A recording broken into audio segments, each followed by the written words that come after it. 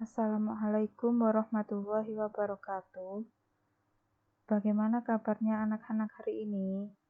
Semoga kita senantiasa diberikan kesehatan oleh Allah Subhanahu wa Ta'ala agar tetap semangat dalam mengikuti pembelajaran dari rumah.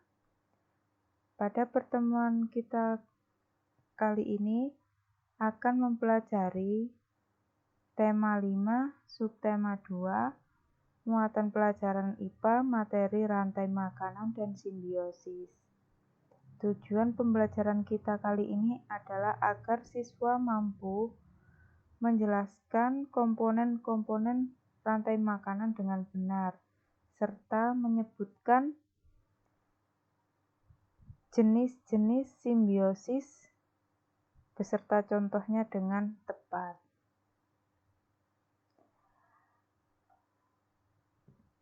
Yang pertama adalah rantai makanan. Apa yang dimaksud dengan rantai makanan itu?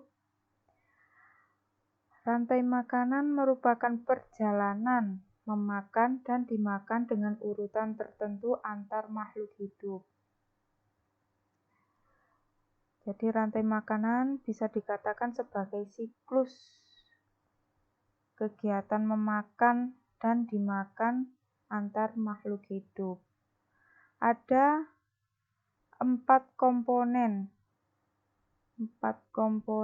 utama dalam rantai makanan. Yang pertama adalah produsen. Produsen merupakan makhluk hidup yang mampu membuat makanan sendiri, yaitu tumbuhan hijau. Yang kedua, konsumen satu. Makhluk hidup yang bertindak sebagai konsumen satu adalah makhluk hidup pemakan tumbuhan atau produsen, atau hewan yang tergolong herbivora, contohnya kelinci. Yang ketiga, konsumen 2, yaitu makhluk hidup pemakan hewan,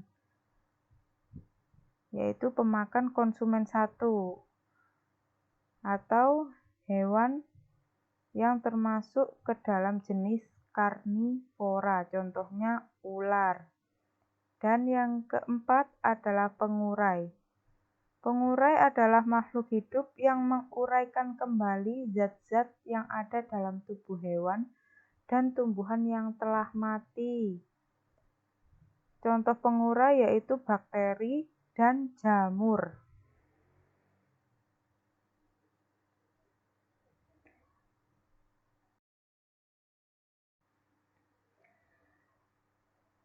Contoh rantai makanan.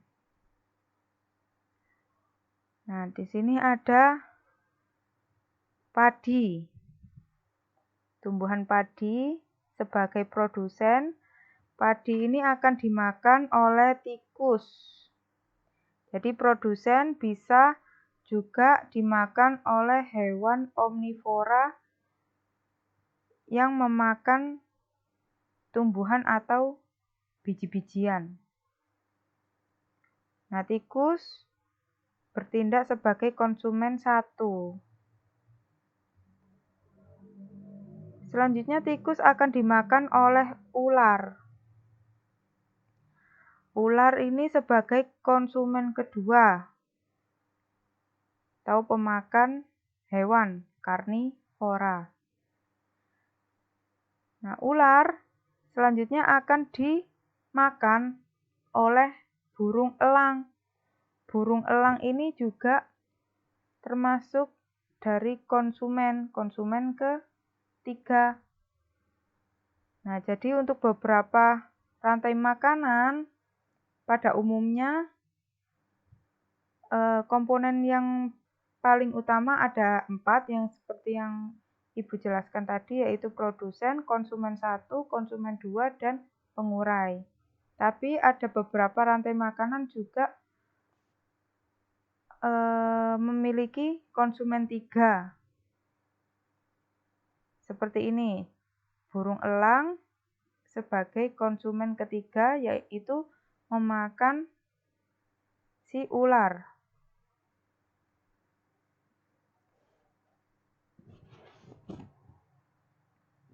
Setelah burung elang mati, ia akan diuraikan oleh bakteri.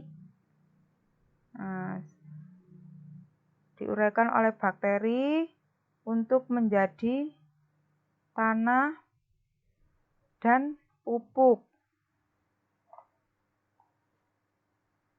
Nah, hasil dari penguraian elang tadi atau zat-zat yang telah mati oleh bakteri dan jamur digunakan untuk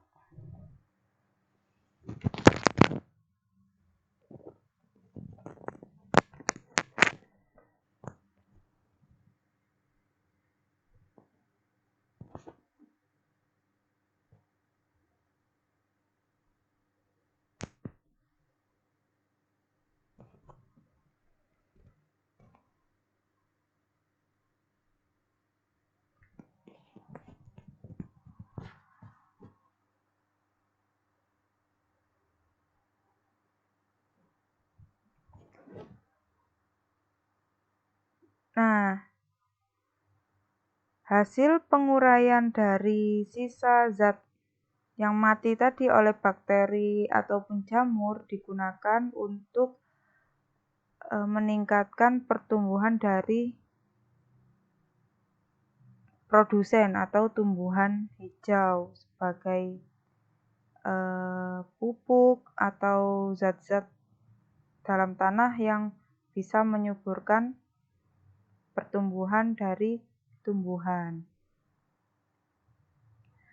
Contoh yang kedua, rantai makanan yang kedua, yaitu yang pertama produsen. Produsen adalah tumbuhan atau rumput. Selanjutnya, rumput akan dimakan oleh kambing. Dimakan oleh kambing sebagai konsumen pertama. Kambing akan dimakan oleh konsumen kedua, yaitu singa. Selanjutnya, singa yang mati akan diuraikan oleh jamur. Hasil penguraian tersebut menjadi faktor yang mempengaruhi pertumbuhan dari rumput kembali.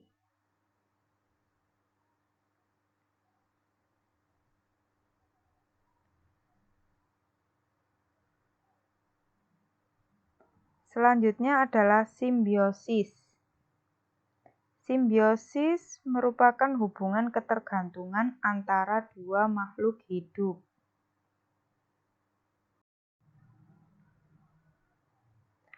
Ada 3 jenis atau 3 macam simbiosis. Yang pertama adalah simbiosis mutualisme.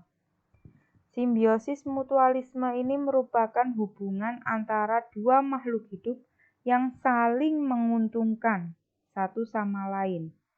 Contohnya, hubungan antara burung jalak dan kerbau. Dari hubungan tersebut, kerbau mendapatkan keuntungan karena kutu yang ada di tubuhnya, yang ada di kepalanya itu berkurang karena dimakan oleh burung jalak. Nah, burung jalak juga mendapatkan keuntungan, yaitu mendapatkan makanan, yaitu berupa kutu si kerbau tadi. Contoh lainnya, ada lebah dan bunga. Lebah mendapatkan madu dari bunga, sedangkan bunga mendapatkan bantuan untuk terjadinya penyerbukan dari bunga tersebut.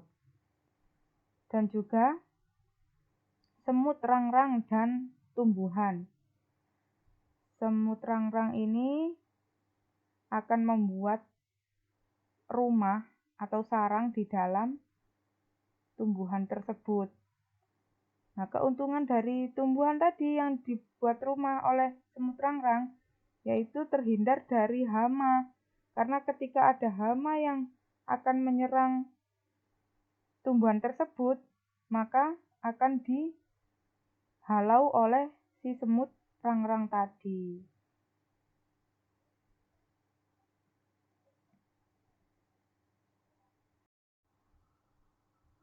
Nah, simbiosis selanjutnya adalah simbiosis komensalisme, yaitu hubungan antara dua makhluk hidup, yang mana yang satu mendapatkan keuntungan, sedangkan yang lain tidak dirugikan.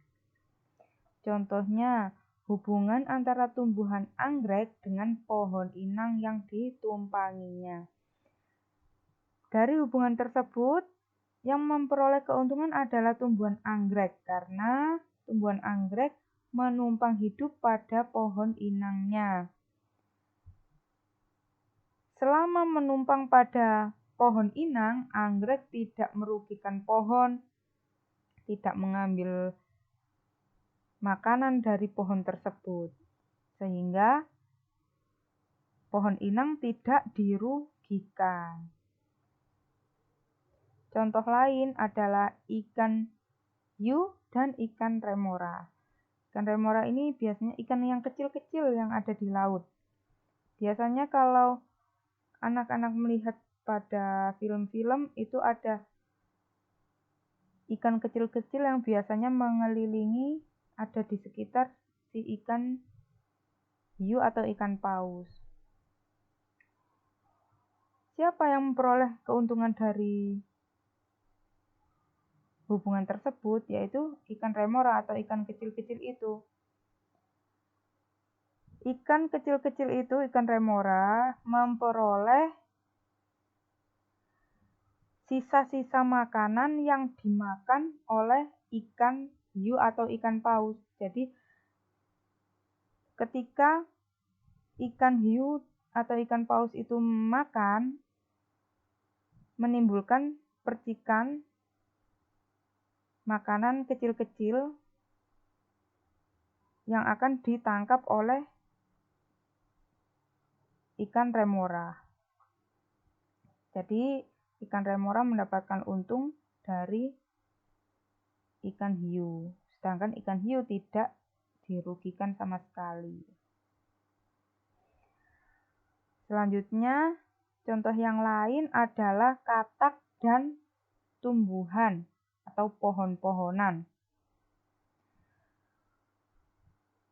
Katak menjadikan pohon-pohonan atau tumbuhan sebagai tempat untuk berteduh atau tempat hinggap.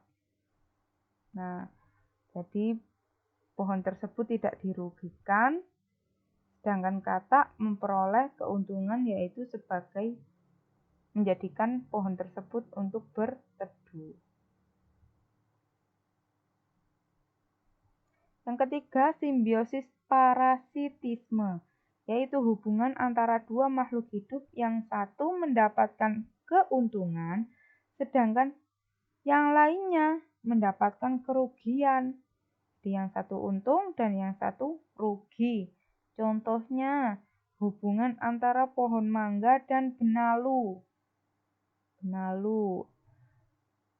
Benalu atau parasit. Benalu ini dapat hidup subur karena menghisap zat makanan dari pohon mangga yang ditumpanginya.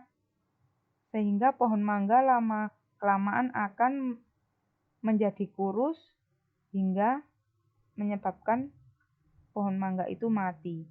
Berbeda dengan tumbuhan anggrek tadi pada slide sebelumnya, kalau tumbuhan anggrek tadi tidak menyerap makanan pada pohon inangnya, sedangkan benalu ini menyerap zat makanan yang ada pada pohon inangnya, sehingga pohon inang kekurangan makanan dan bisa menyebabkan mati.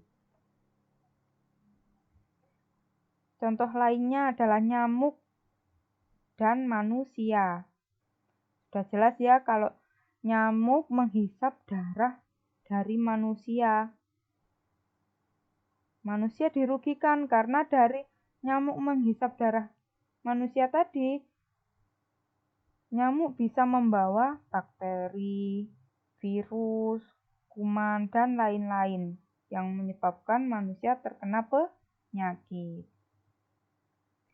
Contoh yang lainnya adalah kutu. Kutu yang ada pada kucing atau pada anjing, bahkan pada manusia juga. Nah, kutu ini menghisap darah dari inangnya tadi, bisa kucing, anjing, atau manusia. Dengan kutu menghisap darah dari inangnya, ia mendapatkan makanan atau nutrisi, sedangkan yang ditinggali akan mengalami kerugian, yaitu berupa gatal-gatal.